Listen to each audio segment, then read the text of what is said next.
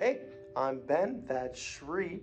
If you are a young aspiring content creator and don't know where to get started, you have found the right video. Today, we are going to break down We Think to Believe are the top 10 tips to starting your own personal journey as a content creator. Shri will start out on the production side, and I'll speak in some more general terms, but we'll get you 10 tips and get you out of here. So I'll let Shri take it away. Here I am trying to teach you guys how to stream.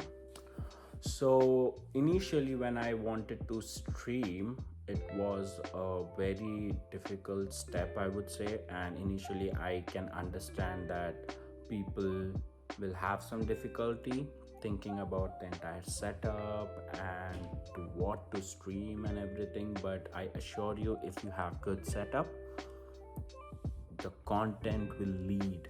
It's like a flow that just comes in with the setup that you have. So the most three I would say the most three aspect that I focused on was lighting, the audio, and the convenience of everything. So having a PC actually helps. I guess all the streamers in this world have a good PC because it gives you a very good foundation to start from.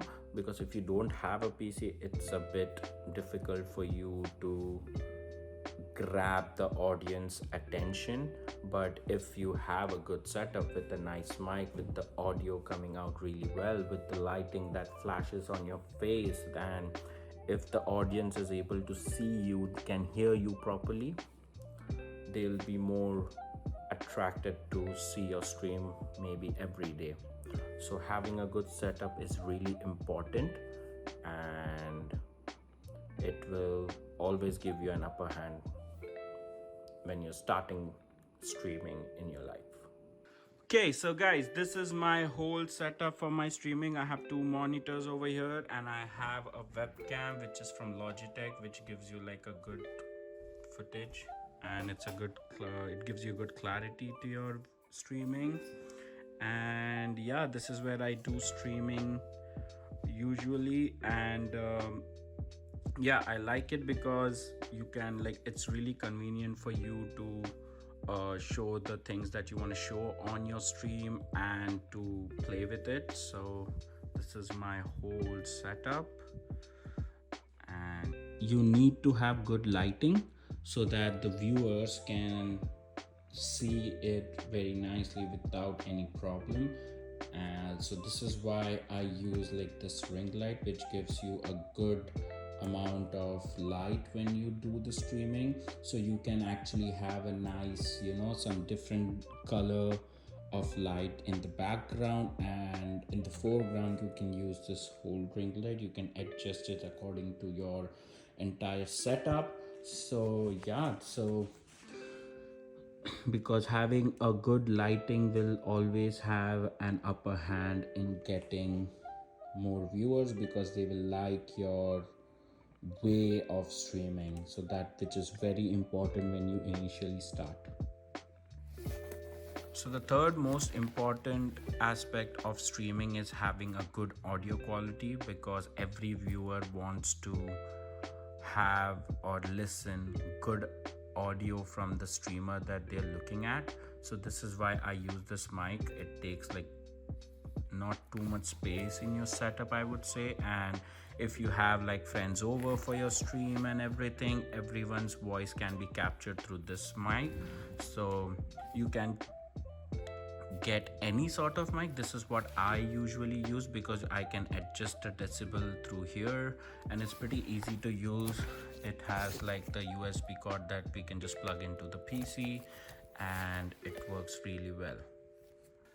So for my software, I use Streamlabs because it's really convenient and pretty easy to use. So I would definitely recommend all the streamers who are going to start streaming, because it gives you an option to see the preview on the screen. It gives you all the other option, like let's say you want to take a break, and this is what the viewers will see.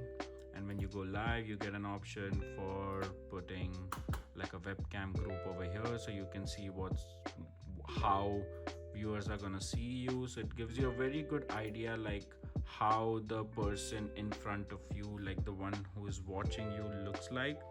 So I would definitely recommend Streamlabs, but there are different other software out there which you can use. So whichever one that you are pretty comfortable with, you can use them. I'm pretty comfortable with Streamlabs. It gives you the also option for the desktop audio, for the mic audio. So it's a very good setup. So moving from the production side to speaking in more general terms, the first tip I have for you is to accept the invisible labor that comes with being a content creator. So as a content creator, you have to push out so much material, you have to do so much work, and the road to monetization can be a long one, and we have to do this thing called invisible labor. Now, broken down by Brooke Aaron Duffy, invisible labor is pretty much work that you put in whatever aspect. We'll think of it in content creation terms, and that work is either overlooked, ignored, or devalued. Now, in the sense of content creation, that would look like not getting likes and not getting traction. So you have to first accept the fact that a lot of invisible labor is going to go into your original success. Moving from invisible labor, the next part is a tip on just your content in general and pushing it out. That tip would be quantity and quality.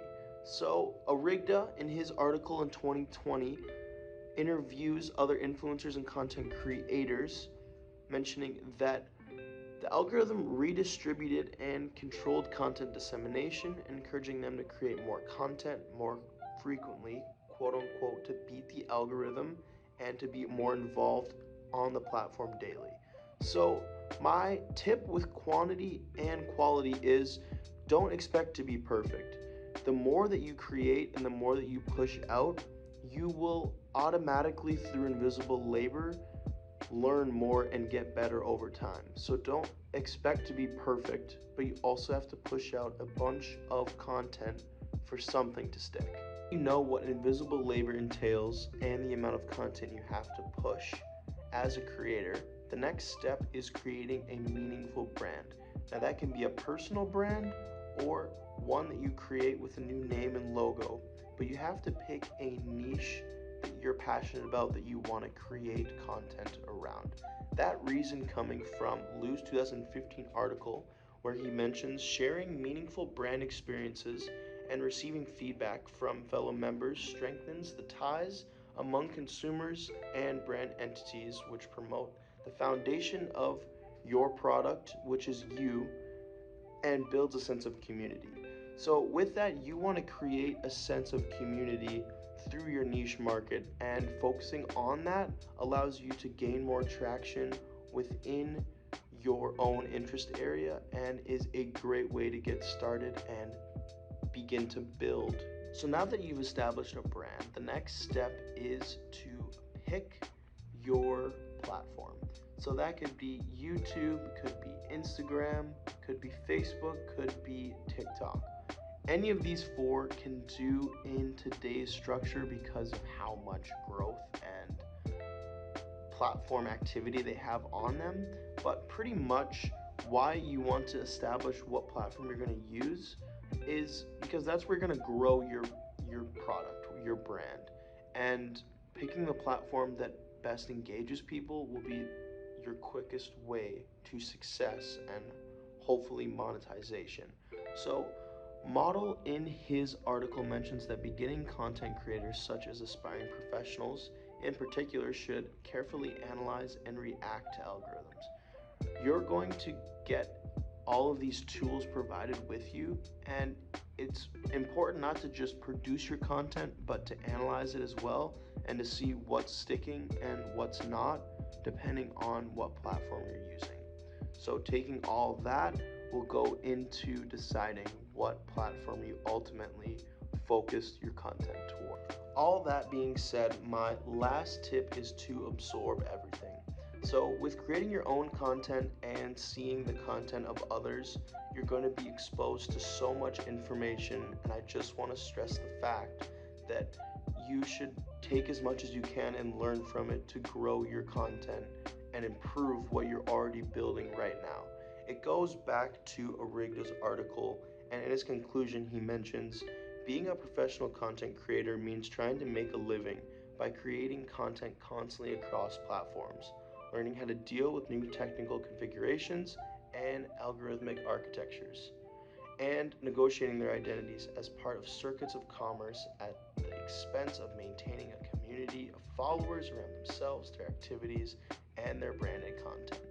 So that might just seem like a bunch of talk, but in summary, you're going to be learning so much and you're going to be applying things in all aspects, and you want to make sure that you take those learning experiences and apply them to what you're